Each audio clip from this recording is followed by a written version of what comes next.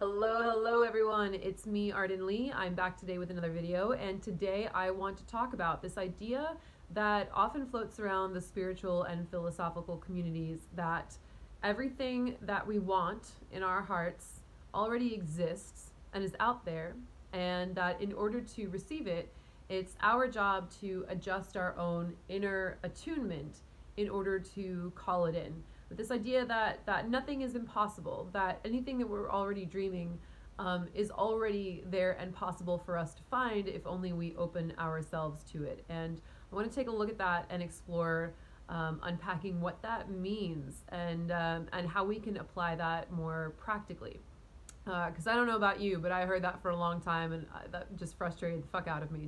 But now I feel like I get it, so I want to start unpacking it and explaining it. Before I get into that, if you're not already familiar with me and my work, I'm Arden Lee. I'm the creator of the Repatterning Project, which is an 8-week course along with an online community that comes around it. And if you want to learn about that, you can go into the description box and click on the link to the free PDF guide that I've written up about the repatterning modality, so you can learn about what it is that we do and how it works, how hacking our beliefs can actually change our experience of the world from the inside out. And you can also click on the link to the Repatterning Parlor, which is a free group that I've created on Facebook full of like-minded individuals. Right now we're doing this awesome 20-day mental wellness challenge. It's quite lovely. Today I have the assignment to write down 10 things that I am grateful for. So after I make this video, I'm going to be sure to do that. So getting to this topic of this idea that everything that we want out there is already in existence, and it's up to us to attune ourselves to be able to receive it. Well, how did this show up for me recently? There's some people that I'm friends with on Facebook, like we all are, whom who we have never met in real life, but that we feel like we get sort of a sense of getting to know them through their posts, through their the things that they share about themselves and their relationships. And there's this delightful man who I'm friends with, who has this really lovely girlfriend, and they've shared some things about their relationship publicly, and they often write posts about each other and how much they're grateful for their relationship. And they're also really both high-powered business people. They're they're making those really really big, like, high-ticket offers. They're working with a lot of coaches, and they say things like meeting their quarterly goals and things like that, which is just coming from my background, like I'm just so not in that world.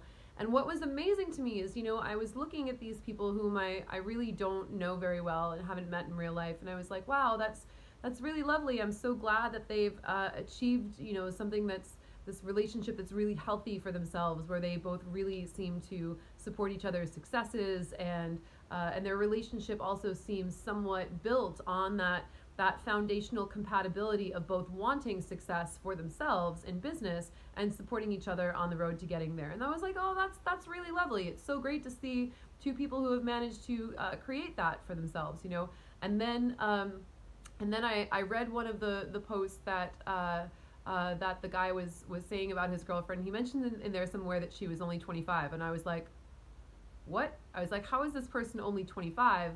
And they've managed to, like, where are these people? Who are these people who somehow, like, graduated college and step right into these kind of amazing, like, 6-figure business careers and find these mutually supportive partners, and just like, and who have never experienced any of, like, the darkness and the strife and the trauma that I personally have gone through in my life? Like, where did they come from? Like, did they just sort of, like, gestate in these little beautiful, like, matrix pods and come out into the world, and that's what they're... And so I thought about that, and I was like, what would my background have had to have been for me to come out into the world at 25 as someone who is ready to make 6 or 7 figures for herself in business, just right off the bat, and to find a partner who was not only willing to mutually support me in that, but who was also someone who was clearly very emotionally supportive by talking me up online, like her partner clearly does.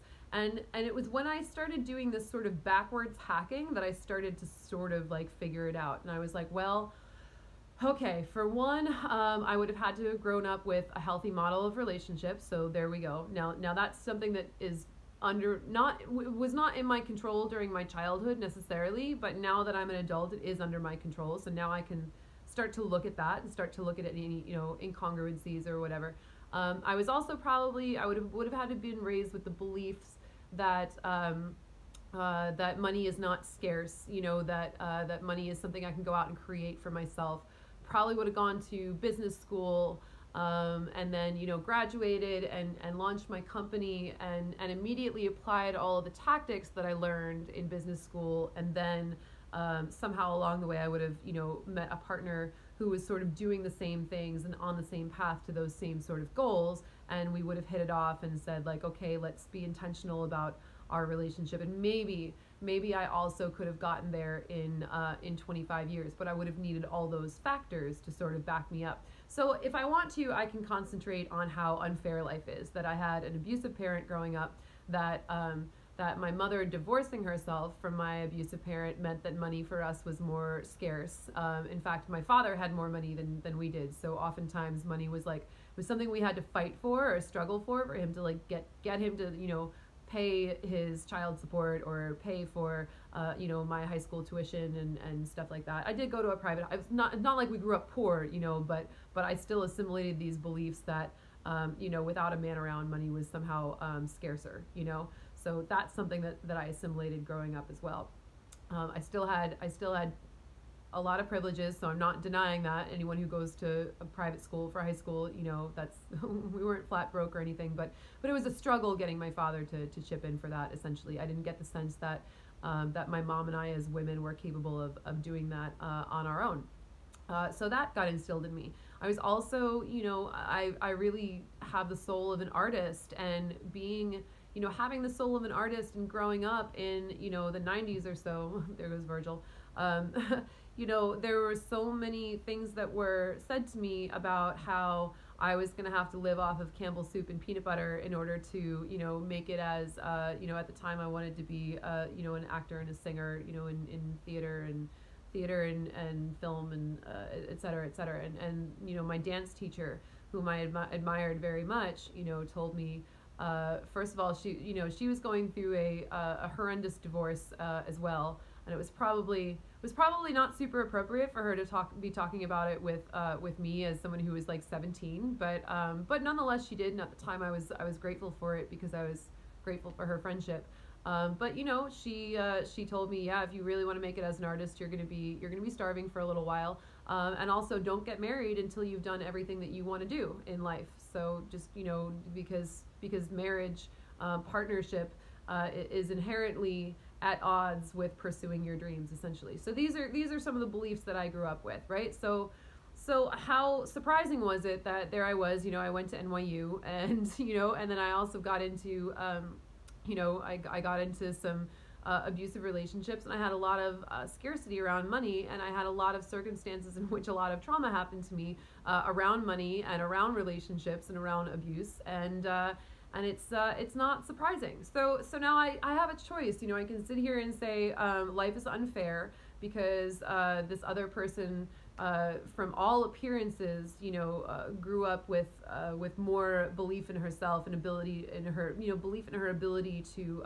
sustain herself and create things for herself and to live abundantly and be happy. At least it seems that way. I don't actually know them that well, so it's possible that I'm wrong.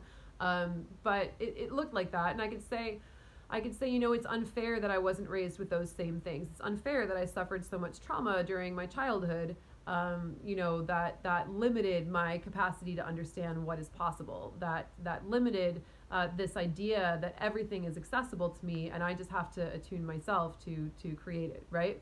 But it's my life, and what am I going to do? Like, what am I going to, am I going to just sit here and complain that life isn't fair and stay stuck in my worldview for the rest of my life? No, absolutely not. I'm going to fix everything. And now that I see it, I'm going to fix it as quickly as possible. So one of those things for me has been, removing the feel of intimidation around business.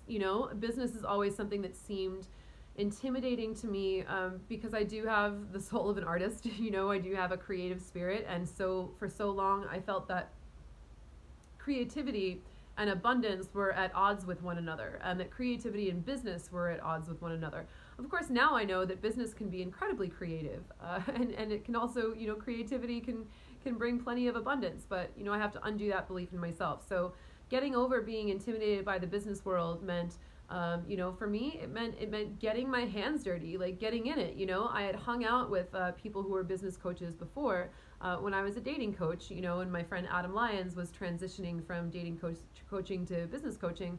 Sometimes we would all get together and I would still teach on, the sex and relationships portion, and other, the business coaches would coach on business. But I would be there in the room with them, and I would still feel like on some level I was there just to be the hot girl, that I wasn't, I was there to give a presentation or whatever, but I didn't feel like I was on this level with them. When they talked business, I didn't feel like, like I could keep up, but I also didn't feel like it was my job to keep up. I've been conditioned to believe that I was just kind of there to be, I'm just here in the room to be like the sexy one. I'm here, talking about sex and kink and relationships and dating and all that stuff, and all your business stuff. I don't really, whatever. I'm just here to be pretty, and because for so long I grown up with the belief that if you're pretty, if you're desirable, then the world will take care of you. Obviously, that is not true.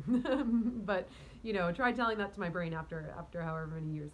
So part of that has been getting my hands dirty and what it really means to attune myself to being in alignment with being in business and receiving abundance and all these things. And it's meant, being in tune with allowing myself to see the possibilities where there are healthy relationships out there with partners who really truly support each other, who will go out of their way to go on Facebook and share what is working about their relationship, and share how much they admire and want to be with the partner that they're with, and I see that and I'm like, oh, now I'm starting to realize that this sort of thing is possible, that abundance is possible, and and healthy relationships are possible. And really the only thing that I have to do is I have to get my hands dirty in it. I have to immerse myself in it. It means that if I'm in a room again with a whole bunch of business coaches, and it means that I'm looking now for what I can learn from them, and the places that I'm no longer saying I'm just there I'm just there to liven up the room, which was absolutely embarrassingly enough, that was absolutely a paradigm that I used to fall into, because I had so much conditioning telling me that I was most valuable when I was just there to be pretty. Certainly from plenty of toxic relationships, but also just from living in a patriarchy, whatever. So I'm shedding all of that, and now if I'm given that same opportunity, even the same business coaches who I did know a couple years ago, who saw me in that role, are now talking to me more and taking me more seriously and saying wow, Arden, I'm seeing what you're doing with yourself lately and it's incredible. I feel called to help you and support you in any way that I can. What can I do to help? So it's one of those things where it really is about your worldview, and it really is about the fact that if there is something out there that you want, if you can think it, it's out there. And it's not as simple as just saying, oh, I'm just gonna change my thoughts overnight. That's not how it is. Simple, and it's not. It's not it's I'm just gonna think this magic thought that's just somehow gonna magically put me into this place. But it's an understanding that if you just go there and attune yourself to it and get your hands dirty in it, that really, whatever you look for in the world, it's just looking for more of the thing that is out there, that is the thing that you want. And unfortunately, for a long time, what I was really told that I wanted was a life of struggle. I was told that in order to be what I wanted to be, in order to be creative, I had to struggle, I had to suffer, I had to be in poverty, and that I couldn't get too close to anyone in relationship, or else I would lose my freedom. And sure enough, look what happened. I got into relationships where I eventually lost my freedom. Because I wasn't told that there was a healthier way for things to happen. I either got into relationships where I lost my freedom, or I got into relationships that were barely relationships at all, because I was keeping so much distance between me and the other person because I was afraid of losing my freedom. I wasn't being shown healthy models of relationships where I could actually be with a partner and maybe actually be stronger than I was on my own, you know, maybe actually have someone actually support me and support what I'm doing, not from a place of where I need emotional support because I'm falling apart without it, which is also, you know, also conveniently another belief that somehow got instilled in me, but also, but rather to be in that belief where I understand what I can create for myself, that I can create from a place of abundance, and I can marry that with my creativity, and I can also have a partner who's going to come into the picture and wants to support all of that, and not to take me away from it or pose a danger to it in any way. And so I look, I look at people like this couple that I'm Facebook friends with, and I just try to imagine, I try to backwards engineer their situation. I'm like, what would I have to believe? What would I have to know to be in their situation right now to have what they have?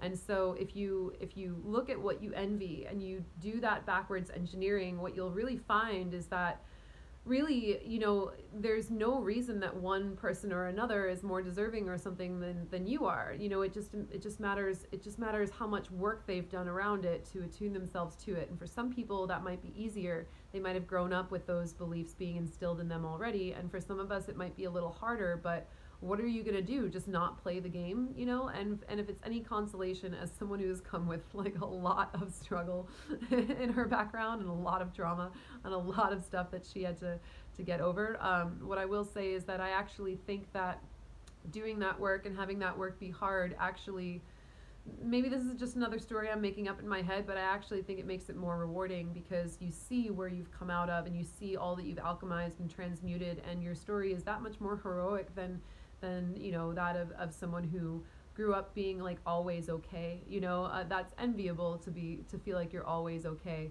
but if you know what you've overcome, and you know that you can get through as much hardship as you've gotten through and still change and still transmute and still move forward, I think that's really soothing. I think that's really helpful to know, because then you also have the belief of having the experience that you can overcome your struggles and you can overcome your traumas, and that means that whatever crosses your path in the future, you know how to do it now. You'll just do the same thing. You'll just look at, you know, where you want to be and start to backwards engineer it from there and let go of everything that is keeping you stuck where you are.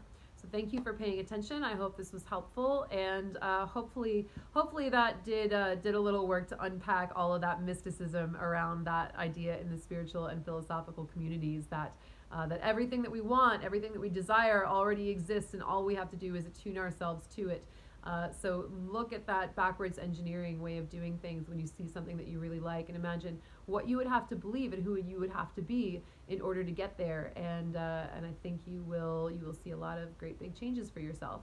So thank you for listening. And again, do check out the Repatterning Parlor on Facebook, and also check out the PDF to the Repatterning project that I have in the description box. I would love to interact with you a little more and see if there's a way that we can work together and transform all of those beliefs in order to make everyone's dreams come true. So thank you for watching. I'll see you next time.